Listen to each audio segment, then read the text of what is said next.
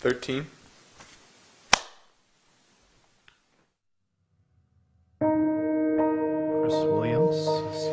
Chris Williams, C-H-R-I-S-W-I-L-L-I-A-M-S.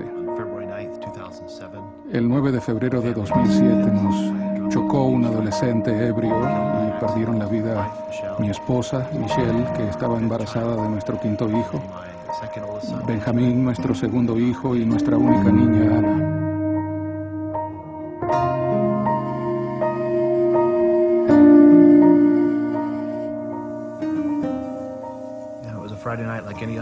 Fue un viernes por la noche como otros.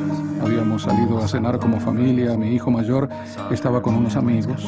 De pronto vi un par de luces que se aproximaban a gran velocidad y traté de hacerme a un lado, pero fue demasiado tarde y el vehículo nos chocó de costado.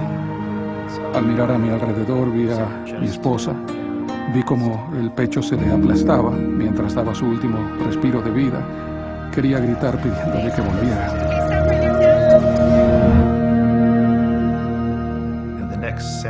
Lo siguiente que oí fue a mí mismo llorando con gran angustia. Fue como si estuviera fuera de mi cuerpo, oyéndome y dándome cuenta de que era yo quien producía esos sonidos. Nunca me había sentido tan vulnerable en mi vida, tan destrozado espiritual, emocional y físicamente. Cuando un hijo adolescente está fuera pasada la medianoche, no hay nada peor que oír el teléfono sonar. Me levanté, contesté, y era un hombre que llamaba del departamento de policía de Salt Lake City. Me dijo que nuestro hijo Cameron estaba ebrio, que había sufrido un accidente, pero que estaba bien, y que, como resultado del accidente, 3 personas habían muerto.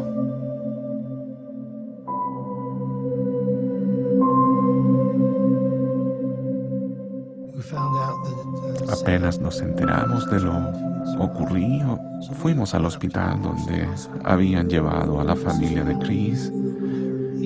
Y aún en esos momentos tan trágicos, Chris estaba acostado en una camilla con un collar ortopédico. Y una de las primeras cosas que preguntó fue cómo estaba el joven que conducía el otro auto. Durante los primeros meses después del accidente sentía que una gran parte de mi vida se había marchado. Es algo muy difícil de vivir. Me arrodillaba y quería hablar con mi Padre Celestial mientras me sentía tan solo y tan angustiado. Fueron conversaciones muy interesantes. Dios no trata de dar alivio de inmediato, primero escucha, y eso me ayudó mucho. Me permitió arrancarme del pecho todo ese enojo, pero también siempre regresaba a mí y me enseñaba sobre su Hijo, Jesucristo. Cuando sentía rencor o en medio de una gran soledad, no lo dirigía hacia la persona que había causado aquello, sino que se dirigía solo hacia el Salvador. Cuando miré por la ventanilla y vi al otro auto volcado, en mi corazón no sabía y en mi mente no comprendía cómo había sucedido todo. ¿Quién había sido el responsable ni cuáles habían sido las circunstancias? Lo único que recuerdo haber sentido es que debía deshacerme de todo el sentimiento de rencor. Los problemas y el pesar se pueden encarar y resolver a la manera del Señor, o de alguna otra forma. Creo que fue una decisión que Chris ya había tomado mucho antes, así que después del accidente en su auto, creo que él había decidido mucho antes lo que haría si algún día se encontraba en una situación así.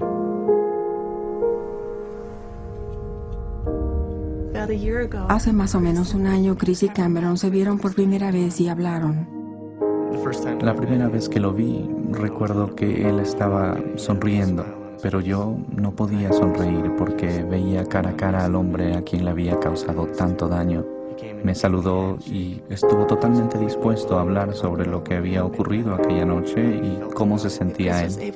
Chris dijo las cosas que Cameron necesitaba oír, sin escatimar palabras.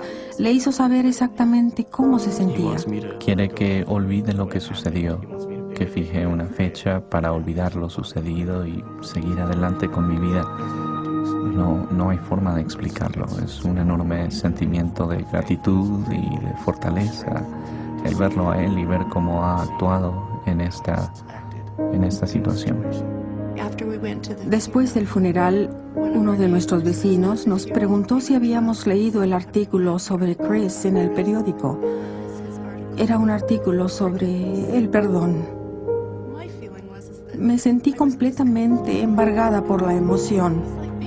Fue como si mi alma hubiera sido refrescada. El saber que alguien en una situación como la de él pudiera perdonar tan libremente me sirvió mucho y me dio gran alivio. Lo que le expresé a Cameron cuando hablé con él fue que el haberlo perdonado o cualquier otra cosa que él me hubiera visto hacer u oído decir después del accidente, tenía que saber que era solo porque el Salvador estaba actuando a través de mí. Yo apenas era un conducto por medio del cual el Espíritu, su ejemplo, su conocimiento, su inteligencia y su gracia pudieran brillar. Eso era todo lo que yo tenía que hacer, no interferir con el Señor. Quería que entendiera que yo no tenía mucho que ver con todo lo bueno que se pudiera ver en mí. Tiene un gran valor para mí el que me haya perdonado, y sé que lo ha hecho porque tiene un testimonio de Jesucristo y una relación con Él. Agradezco que Dios permita que ocurran tragedias y pruebas en nuestra vida. No porque sean fáciles o deseables, sino porque nos ayudan a amar. Y es una gran bendición porque me permitió conocer a mi hermano.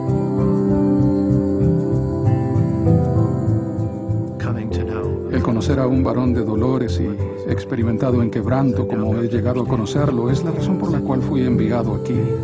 Y ha sido tremendamente difícil el tener que aprender esas lecciones de la forma como las he aprendido.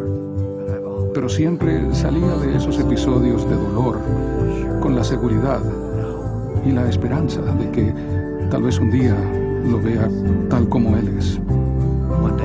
Un día espero ser como Él. Y un día volveré a estar con mi esposa y con el resto de mi familia. Eso es lo que me mantiene en pie.